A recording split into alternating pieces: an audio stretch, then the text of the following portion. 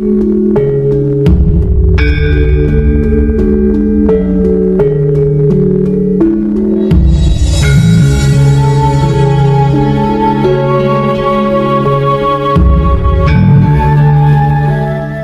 menolak Islam.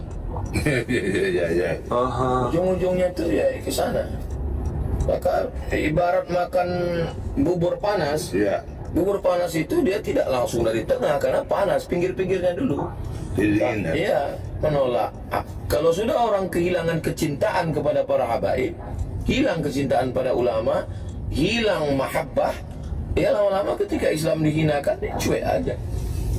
Hati-hati, ini sedang menggerogoti kita. Maka kita tetap mencintai para habaib zuriat Rasulullah sallallahu alaihi wasallam. Kan kalau tidak percaya pada Habib berarti lama-lama tidak percaya pada Islam. Ini cara berpikir ini saya masih bingung.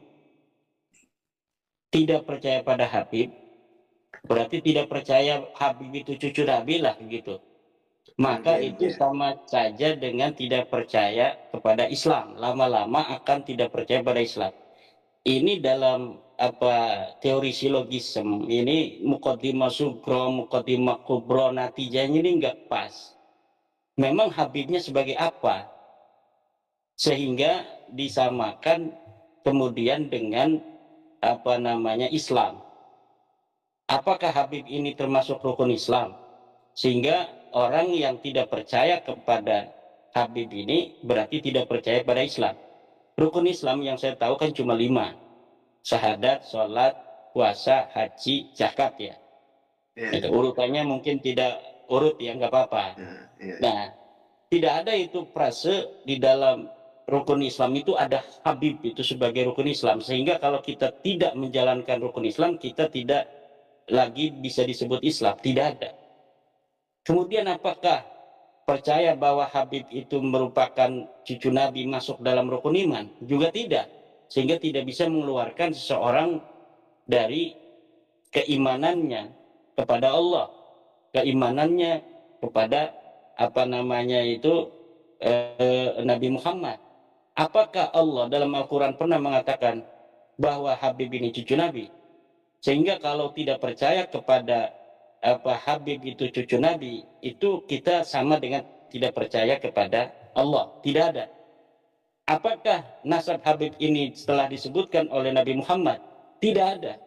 Tidak ada Nabi Muhammad pernah dalam hadisnya, nanti anak cucuku akan ada yang bernama Alwi. Dia akan punya nama anak namanya Muhammad. Nanti Muhammad akan punya anak namanya Alwi. Tidak ada yang demikian itu. Kalau dia bukan ucapan Allah, dia bukan ucapan Nabi Muhammad, lalu kita tidak percaya bahwa Habib ini cucu Nabi, konsekuensi kita keluar atau tidak masuk dalam kategori iman itu dari mana? Tidak ada. Maka UAS ini dalam bicara, bolehlah kita mendukung Habib ya, mendukung atau jadi mukibin.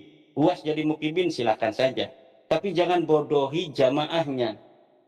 Coba cerdaskan jamaahnya. UAS ketika percaya bahwa Habib itu cucu Nabi, minimal dia punya dalilnya. Dalilnya mana UAS? Bahwa Habib itu cucu Nabi. Saya menantang UAS untuk memberikan dalil. Hai Imaduddin Usman, ini dalil Habib cucu Nabi. Ini sahih. Selama ini tidak ada.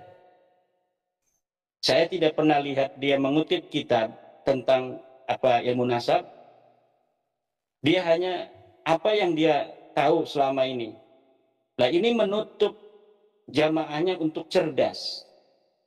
Nah, jamaahnya UAS ini kan bukan jamaah NU. Dia memang dalam amaliyah mungkin mirip dengan NU, tetapi dia dalam cara pandang keagamaan harokah itu tidak sama dengan NU.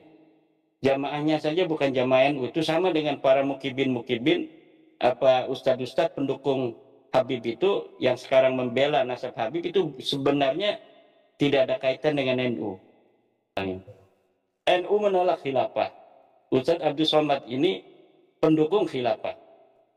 NU menolak FPI. Gus Naji mendukung FPI. Nah, jadi pendukung-pendukung nasab habaib hari ini itu dari kelompok-kelompok yang semacam ini. hari ini ya. Nah, tetapi saya memohon ya secara ilmiah kepada Ustadz Abdus Somad ini untuk ketika membela nasab para habaib ini minimal ada narasi-narasi ilmiah yang diungkapkan. Ustadz Ar-Raji Hasim ya. Ustadz Ar-Raji Hasim, Ustadz Abdus Somad, Ustadz Yahya, ya Buya itu kan marketing aja itu kan. Lah ini tolong ada dalilnya. Jangan jadikan masyarakat bodoh hanya untuk bertaklid. Sementara Allah melarang kita untuk bertaklid. Wala taqfu ma laisa laka bihi ilmun. Jangan engkau ikuti sesuatu yang kamu tidak ada dalil di sana. Tidak ada ilmu di sana. Kenapa Ustaz Abdul Somad tidak mengikuti Al-Quran? Al-Quran melarang kita untuk mengikuti sesuatu tanpa dalil. Tapi Ustaz Abdul Somad kemudian jamaahnya diminta oleh dia agar mengikuti bahwa Habib itu adalah cucu Nabi tanpa ada dalil. Dia mengenai sholat segala macam ada dalilnya, hadisnya begini, prek-prek dihafal oleh dia itu hadis-hadisnya. Hanya menghafal saja. Tidak pernah mengutip dari kitab Anu, kemudian dibacakan kitabnya. Tidak ada. Hadis-hadis itu orang yang tidak bisa baca kitab kuning pun, kalau ada jabar jernya itu bisa membacanya. Mencintai dzurriyyah Nabi adalah kewajiban. Dan sebetulnya begitu mudah, jangankan kok dzurriyyah Nabi, umat Nabi saja kalau kita sadar itu umat Nabi, kita susah berbuat zalim kepada umat Nabi, apalagi jika itu adalah dzurriyyah Nabi Shallallahu Alaihi Wasallam. Ada masalah dzurriyyah Nabi, dikatakan al-mu'minuna musaddaquna bi ansabihim. Ulama mengatakan sekelompok orang itu kalau sudah mengatakan nasabnya kepada orang tuanya dipercaya. Anda jangan suka ngutak-ngatik siapapun. Apalagi ini kisah nasab masa lalu, ini adalah akhlak adabnya. Itu adalah seperti itu. Jadi apa? Kalau kita mencari celah, oh mungkin begini, ini bahaya sekali. Bahkan dikatakan, para imam mengatakan kalau ada sekelompok orang, Anda mendengar, mengetahui dari keluarganya, mengatakan bahasanya dia punya nasab pada Rasulullah, cukup Anda percayai. Selesai. Ini secara umum segala nasab, kalau satu kelompok yang menisbatkan bahasanya dia punya nasab kepada orang tertentu, Anda tidak berhak untuk otak-atik. Ini siapapun nasab ke siapapun, apalagi kepada baginda Nabi Sallallahu Alaihi Wasallam. Kalau sudah nasab di atas, gak ada istilahnya 100%, makna 100%. Apa sih makna 100%? Musaddaqun dipercaya. Ini sebuah keluarga mengatakan saya punya nasab pada Sayyidina Abu Bakar Siddiq. Alhamdulillah. Saya punya Rasulullah. Oke. Sampai di sini. Adapun terjadinya perdebatan, wallah alam saya tidak ingin masuk ke dalamnya, sebab karena namanya berdebatan itu biasanya yang tulus-tulus, yang nggak tulus, wallah alam saya tidak ikut ke sana. Yang jelas kami ini rambu-rambu, ini dimanapun, kalau Anda pergi ke negeri manapun, jika ada sekelompok atau keluarga yang sudah masyhur di tempat tersebut, lalu mengatakan saya punya nasab kepada sana, musaddaquna bi ansabi, cukup sampai di situ. Ini ilmunya. Adapun masalah urusan-urusan menentukan menetapkan nasab dengan selain daripada ini namanya istifadhah. Di kampung itu sudah didengar ini nasabnya ke sana, selesai. Ada masalah yang lain-lainnya, Anda tidak suka masalah qiyafah, masalah DNA dan sebagainya. Itu bisa saja digunakan, tapi di dalam keadaan tertentu. Ada pada zaman dulu namanya qiyafah. Mungkin zaman sekarang ada DNA misalnya. DNA itu memang ilmiah, tepat, benar. Tentunya dengan catatan yang menjalankan orangnya jujur, tidak akan dirubah, ada itu. Tapi itu kapan diberlakukan? Para ulama memberlakukan hal-hal seperti qiyafah itu misalnya di antara persengketaan. Contoh, ada dua orang melahirkan, ibu ditaruh di tempat bayi. Rupanya susternya lupa, ketuker, sama-sama putih. Aduh kacau nih, anak yang mana ini? Ketuker. Akhirnya semuanya pengen anakku yang mana? Untuk ngetes pakai DNA supaya ketahuan mana anaknya. Atau orang direbutkan nasabnya, ini direbut nasabnya ini di sini. Kira-kira menetapkan nasabnya siapa?